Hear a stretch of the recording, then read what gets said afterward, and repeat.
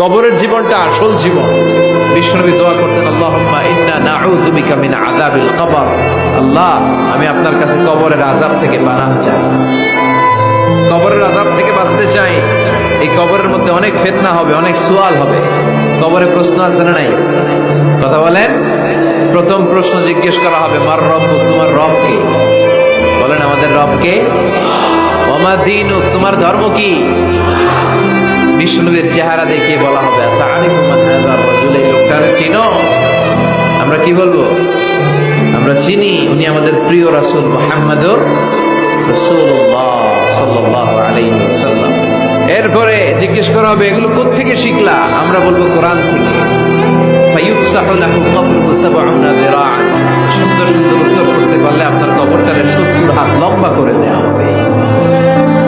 ইফতাহু লাহু বাবুন ইলাল জান্নাহ, জান্নাতের দিকে একটা দরজা লাগিয়ে